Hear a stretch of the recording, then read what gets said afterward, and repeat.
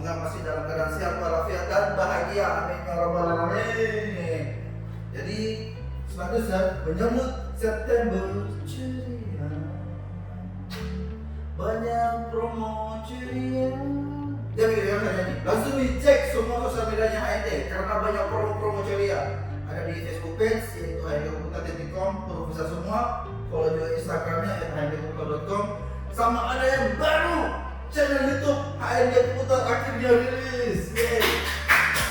Thank you. Jangan lupa subscribe karena banyak video-video produk konten.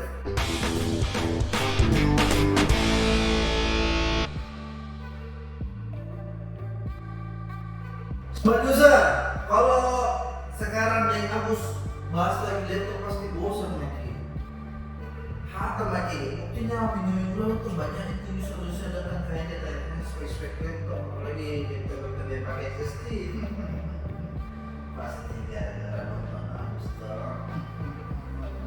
Hari ini kita bahas sesuatu yang beda. Bahas apa bagus sih? Nah, itu bagus dari rame. Bantuan pemerintah untuk karyawan swasta. Kita bisa lagi bahas sama netizen pada ya. Hari ini kita bahas di luar laptop yaitu PC desktop. Jadi smart user, kalau PC desktop atau yang paling sering kita dengar CPU atau komputer lah, pasti sering kita lihat ada di rumah, ada di sekolah, ada di kantor, ada di sekolah ini. Dulu saya tidak tingku kan, kalau pakai komputer itu tidak boleh orang dilihat.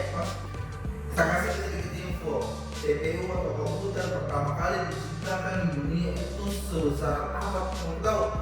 Sebesar ROM meeting, jadi besar sekali. Terus diperbaharui lagi sama profesor dapat sebesar lemari pakaian, masih besar juga. Sampai sekarang sudah ada nih CPU atau komputer yang kecilnya kayak USB modem, kecil begini komputer. Jadi bukan cuma handphone sama laptop yang mengalami evolusi upgrade teknologi, PC desktop juga. Yang kita akan bahas satu-satu. Sebelum kita masuk ke jenis-jenis, ada baiknya dulu saya jelaskan sama kita apa bedanya PC desktop sama laptop. Kenapa saya harus beli PC, kenapa harus beli laptop? Perbedaan yang pertama itu di segi mobilitas atau portabilitas. Kalau PC cuma dibeli, dipasang di meja, sudah selesai, dinyalakan. Ya, biasa di rumah atau di kantor. Kalau kita bekerja di kantor, saya tidak pindah-pindah, jadi ya baiknya beli PC nih. Kecuali kalau kita. Perbedaan yang kedua dari segi performa bekerja. Kalau di PC itu lebih powerful karena dari watt listriknya lebih tinggi dan otomatis komponen-komponen di dalamnya itu komponen-komponen yang memang sangat powerful, mulai dari prosesor dan komponen-komponen dan lainnya. Kalau di laptop itu kan watt yang di laptop itu cenderung lebih kecil, jadi komponen. Perbedaan yang ketiga dari segi kemudahan penggunaan. Kalau di PC desktop kan sudah di atas mejanya kita di sisa meja dengan tombol power, di sini itu menyala. Sedangkan kalau di laptop harus dikeluarkan dulu dari tas, buka LCD-nya dengan tombol powernya. Bedanya yang keempat dari segi harga. Dari harga ini saya bilang relatif tergantung dari spesifikasi masing-masing device.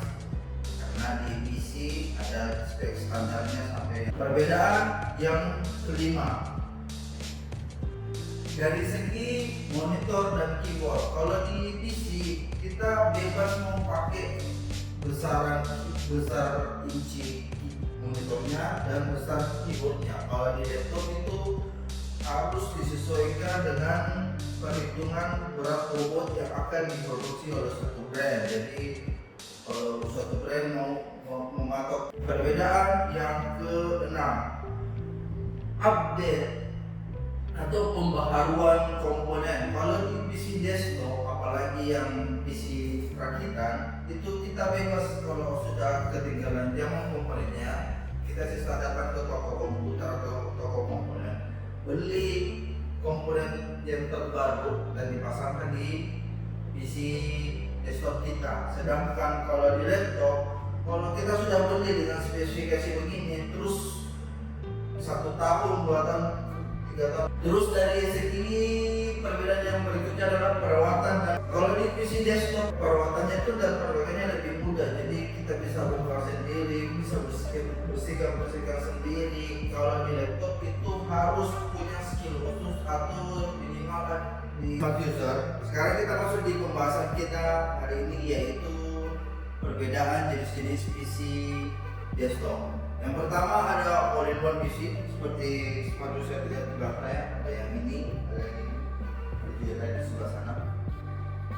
Nah, intinya all-in-one PC itu di dalam busnya, di dalam kemasannya cuma ada PC all-in-one, keyboard sama mouse. Pasti pernah lihat tuh ada di kantor-kantor, di resepsionis, di hotel-hotel atau di kasir-kasir. Perbedaannya salah satu masuk di kelebihannya PC all-in-one. Apa kelebihannya? Yang pertama itu desainnya elegan, jadi tidak ada banyak kabel-kabel. Apalagi kalau kita beli PC all-in-one-nya yang di meja itu besar sekali. Yang kedua, pakai hemat tempat, jadi tidak perlu pakai lagi beli meja komputer. Dulu kan banyak itu dijual meja komputer yang ada tempat CPU-nya di bawah. Nah, sekarang tidak perlu, cukup kayak meja seperti ini, kayak meja meeting atau meja biasa saja itu bisa. Yang ketiga kelebihannya di PC all-in-one itu adalah hemat listrik, jadi pemakaian daya listriknya itu lebih hemat daripada PC desktop yang tradisional seperti biasa. Kekurangannya adalah yang pertama itu komponen atau part-part yang ada di PC all-in-one, di dalam PC all-in-one ini itu kurang lebih hampir sama dengan komponen atau spare part yang ada di laptop. Jadi secara performa kecepatan all-in-one ini dengan laptop kurang lebih sama, kecuali kalau kita beli atau punya PC all-in-one. Yang kekurangannya yang kedua apa? Yaitu kalau kita mau upgrade key komponen-komponennya, yang paling bisa kita upgrade itu cuma dua sih. Yang pertama itu memori atau RAM-nya, dan yang kedua itu storage-nya, entah itu hard disk atau SSD. Yang komponen lainnya kalau kita mau ganti-ganti atau mau upgrade. Berikutnya kekurangan dari PC all-in-one itu di kalau sudah tidak garansi. Jadi kalau PC all-in-one sudah kita beli itu dulu sampai PC all-in-one mau cari spare part atau spare part yang rusak sudah mau diganti, carinya susah, harus ke service centernya. Terus dari segi harga itu, jadi itu tadi kelebihan dan kekurangan PC all-in-one. Sekarang kita lanjut di PC yang kedua yang namanya SFF atau Netlog. Apa itu?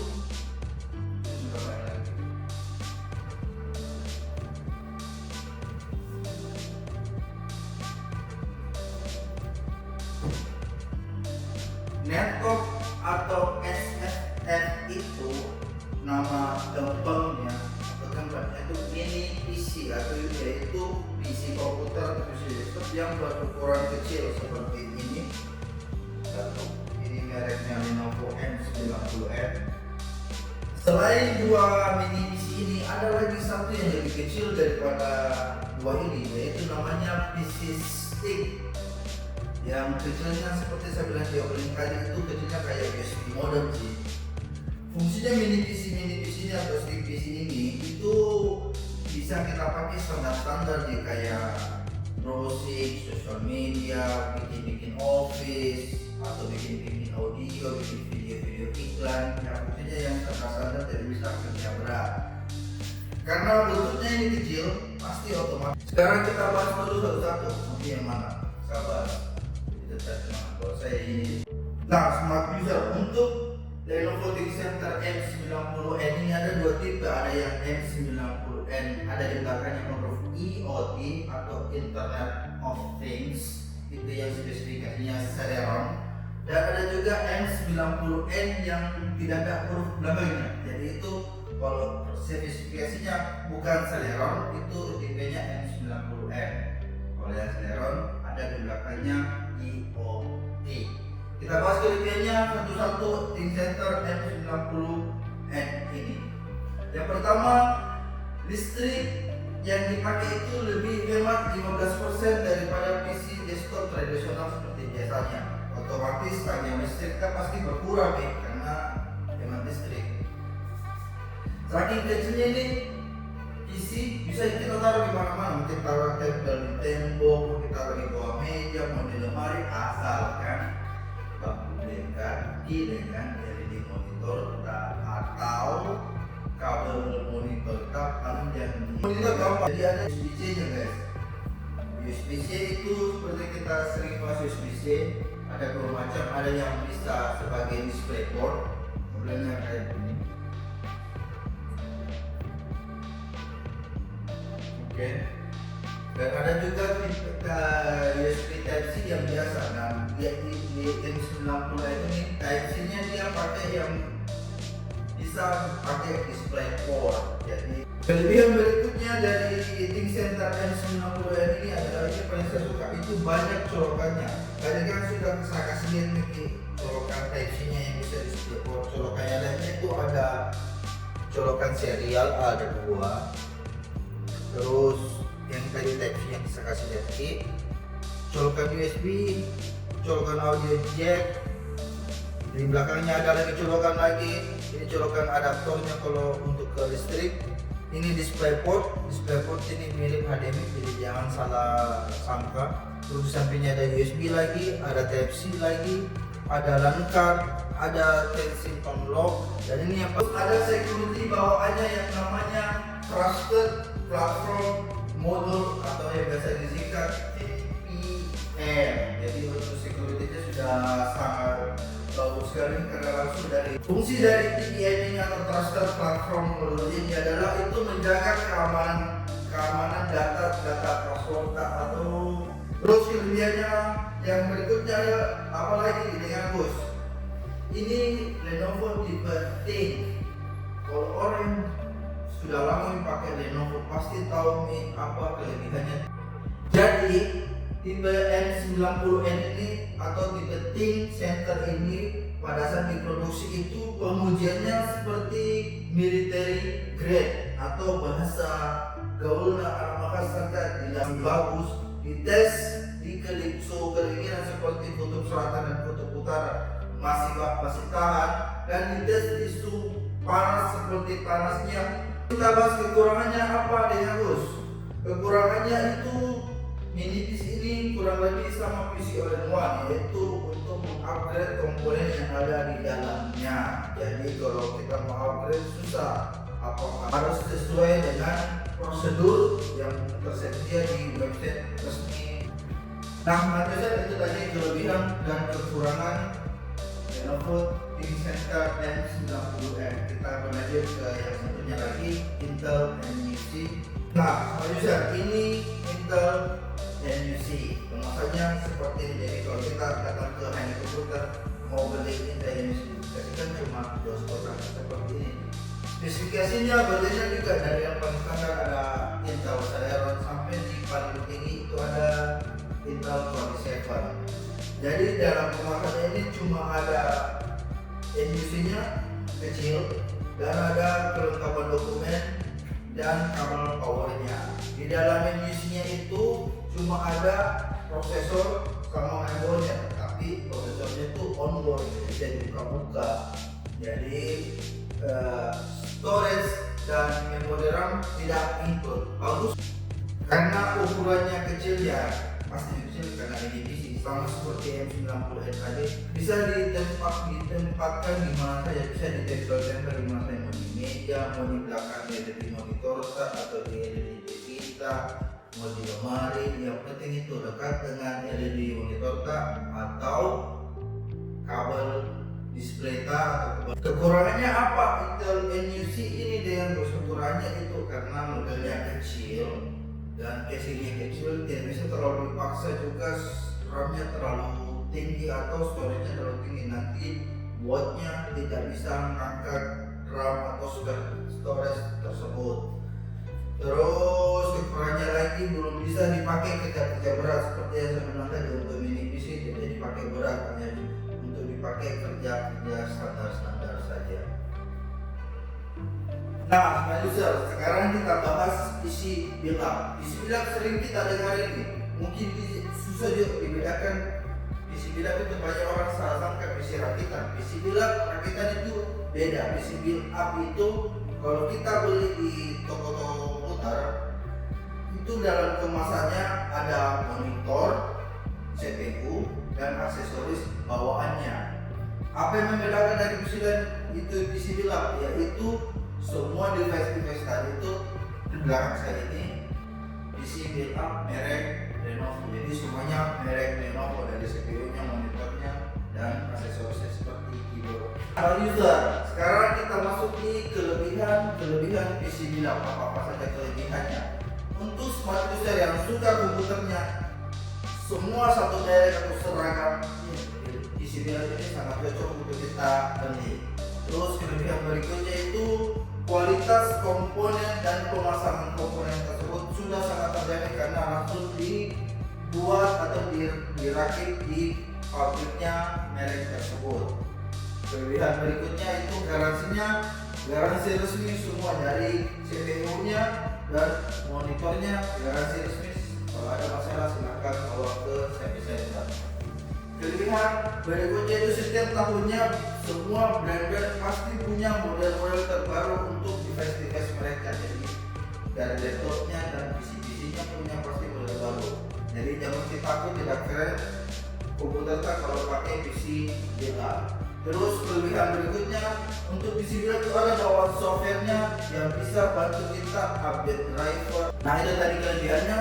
Sekarang kita bahas kekurangannya PC build up apa? Kekurangannya itu kalau kita mau upgrade key, kan ini kan dibuat dari pabriknya langsung. Jadi kita beli langsung seperti ini. Kalau kita beli pertama PC build up tidak ada VGA-nya, kita mau tambah VGA, nah itu harus kita perhatikan dulu PC build up yang kita beli. Yang harus kita perhatikan itu casingnya. Kalau kita pakai casing kecil, kita harus seperti ini. Kita harus cari VGA yang belakangnya juga kecil. Jadi saya kasih lagi dulu bagian belakangnya PC build up Lenovo. Ini kan agak ramping di PC casing luarnya. Jadi kalau kita memasang VGA ini harus cari VGA-nya yang belakangnya itu sekecil ini atau sependek ini. Karena kan rata-rata kalau VGA card yang dijual terpisah itu di toko-toko komponen, rata-rata yang standarnya itu agak tinggi-tinggi di belakangnya, jarang ada yang kecil. Jadi itu agak susahnya untuk cari mengupload VGA-nya. Paling bisa yang kita upgrade itu sama seperti all-in-one sama ini digital itu di RAM sama storage-nya. Kalau yang lainnya itu agak susah, kayak motherboard sama processor itu tidak bisa, agak susah nih. Terus, nah sekarang kita masuk di jenis PC yang terakhir, yaitu PC rakitan yang paling merakyat. Saya juga pribadi sangat suka PC rakitan karena kenapa? Memberikan kebebasan untuk kita yang punya komputer memilih komponen apa yang kita pakai jadi di motor mau pakai berapa besar, casingnya mau pakai model bagaimana, itu yang paling kita sukai di PC rakitan ini. Komponen utama dari PC rakitan ini ada casing seperti ini. Saya buka satu-satu. Ini kita kasih pindah dulu supaya aman barang-barang.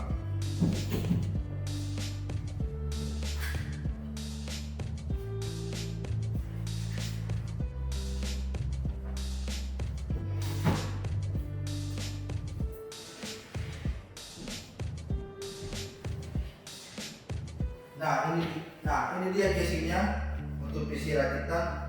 Maksudnya tidak bukan seperti PC kita itu banyak sekali model-model casingnya, dari yang mulai paling standar yang ada bawaan power supply-nya sampai ke casing yang gaming yang besar, ada yang transparan, ada yang kayak robot, ada yang banyak lampu-lampunya, ada yang tidak ada bawaan power supply-nya.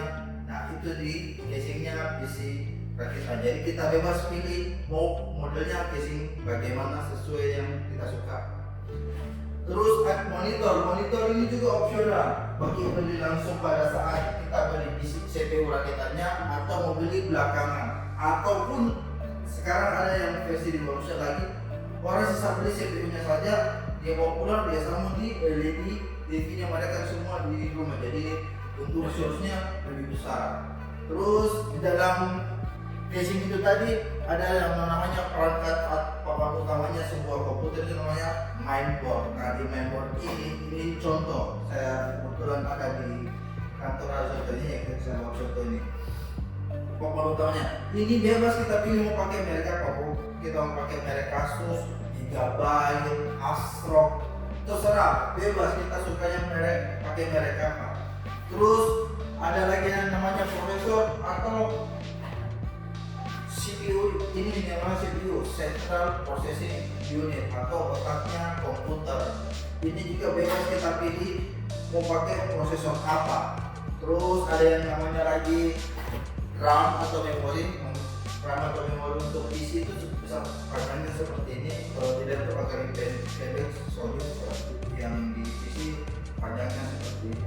Terus di storage kita bebas mau pakai SSD atau hard disk ataupun ini yang sesuai PCR kita mau ganti. Nah, user, di antara kelebihan PCR kita yang saya sudah sebutkan tadi, masih ada lagi kelebihan lainnya. Apalagi itu dengan kelebihannya, kalau komponen rusak yang kita mau ganti komponennya gampang dicari karena ada semua di toko-toko komponen komputer.